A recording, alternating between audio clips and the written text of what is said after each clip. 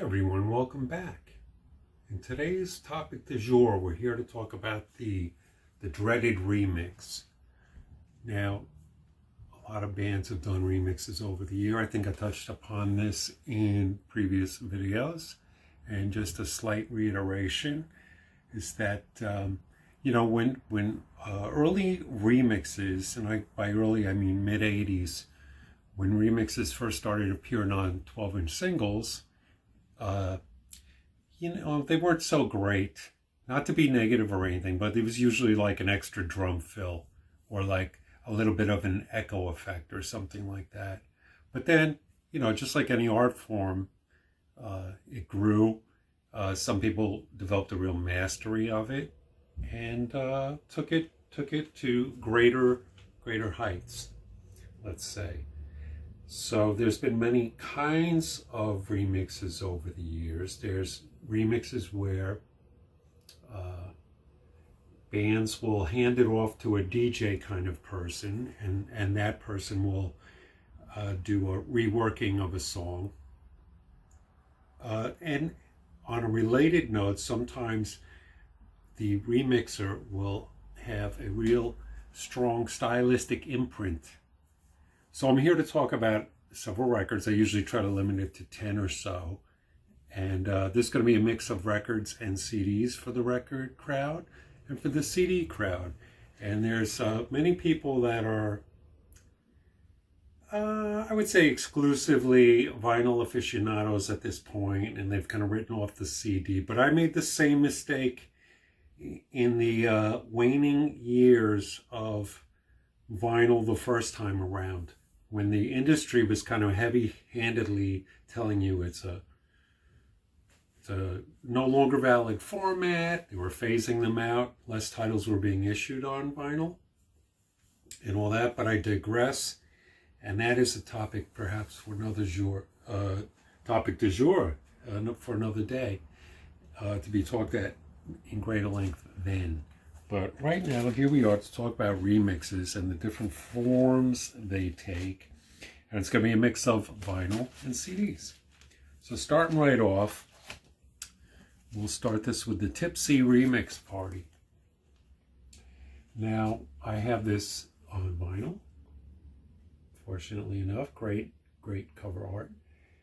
And on CD. And sometimes, jumping back a second for the CD vinyl thing, sometimes people buy CD for the extra tracks that it provides. Because back in the day, they would, get you to buy the CD because they have sort of like 3 extra songs on it. Now they'll just kind of do the reverse. They'll take what was on the CD, they'll turn it into they'll reissue it as a double LP, and they'll maybe even add some further stuff to make it more attractive. But anyway, okay, so we have on here different people and different bands remixing this. I think I covered this in another video, but here we go again. Got Matt Mose. Got the group Messer Chups from St. Petersburg. It's got the Sons of Silence. Sound familiar? From London. And it's got other people here doing mixes. I can't say I know everybody. But this is one where the very nature of it is like they handed it over to the other groups and said, do what you will. So you have that kind of remix. Then I have this, which I picked up recently and have not played it yet. But this is He's a Liquid, looks like an EP. And it's got Wrangler, who we love. And I've heard of Hannah Peel. Can't say I know her music. Zeno and Oaklander. And Soft Moon and Lone Lady. And they're all doing reworkings, I believe, of the John Fox song. Okay, so we got a couple of John Fox songs. He's a Liquid, Tidal Wave, 030, No One Driving, and another He's a Liquid. All great songs. Yes, I will be playing this. Okay, we have Chris Carter of Throbbing Gristle, Tristan Cozy, CTI, Carter Tutti Void, all that stuff. Anyway, this is an offshoot of the Chemistry Lessons album, and this is called Coursework. It's got a couple of remixes on it, and one notable remix is the Radiophonic Workshop. This is really beautiful, a great release, and it's on a very nice color vinyl, which I think made it into a previous video. Okay, on a somewhat related note, now this came out on CD. It's an FC Judd Electronics Without Tears collection. This begat this, Interpretations of FC Judd. Now this has the famous Chris Carter we just spoke about. It has Ian Hallowell, does a lot of analog synth stuff. He's an author, I believe he's a lecturer, he's kind of an inventor. He seems to do a little bit of everything. Very creative guy. A couple other people here. It's a double album, Pie Corner Audio, you know, from Ghostbox, and Echoplex. This, when it first came out, very, very reasonably priced. I believe that's why it got snapped up. Locate this. It's fantastic. It's a very worthy addition to your record collection. Okay, then we have the late great Andrew Weatherall. This is the early years remixes. There's another one that I have not yet spun, a fairly recent acquisition. Now he was part of the duo Two Lone Swordsmen. And on a very related note, this is a CD of Two Lone Swordsmen remixes. And it's by, let's see if I recognize any of the names. Saint Etienne, Primal Scream, Luke Slater, Howie B, and Calexico, among others. This is really nice. I've got to give this a few more listens before it really sinks in, but it's kind of that glitchy kind of thing. And then we have from the All Saints label, which with an amazing roster of artists.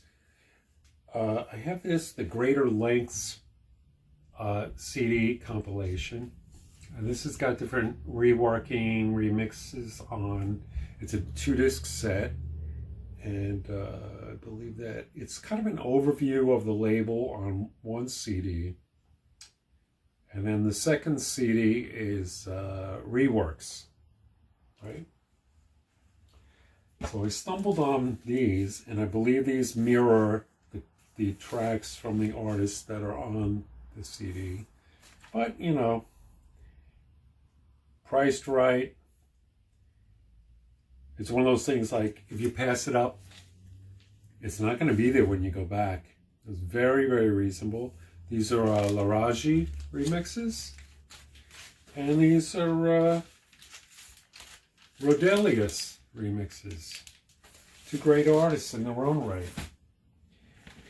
Then we have the Harmonia and Eno 76 Tracks and Traces remixed. Tracks and Traces, I can't give you an exact description of how that project came about. I think it was leftover tapes from their jazz improv, their jamming and improv sessions that were collected together.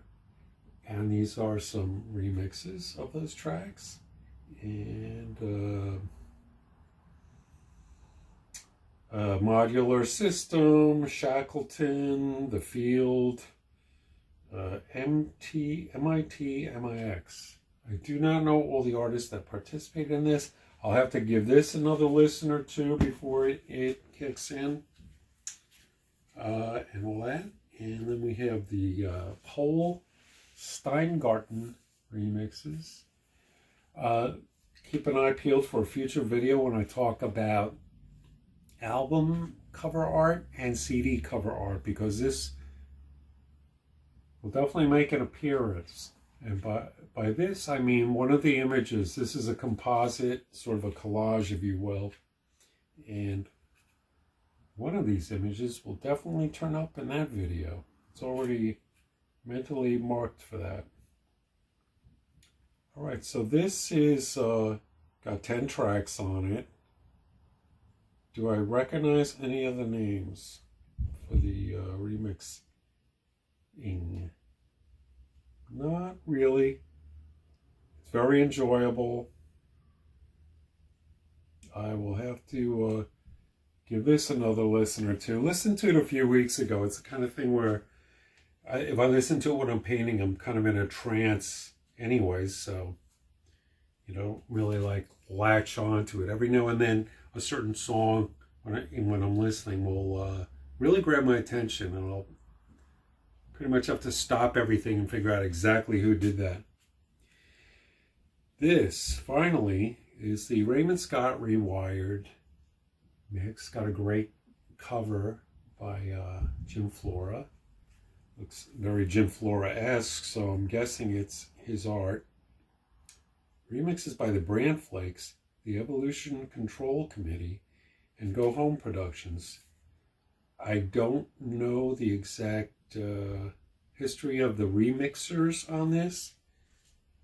Brand Flakes I've sort of heard of. I might have something of theirs somewhere else. This is good. I'd like to see Raymond Scott remixes taken in another direction, though. I think that maybe because of his big band swing history, things allude to that a lot, and they don't always have to go in that direction. They could also acknowledge his electronic work.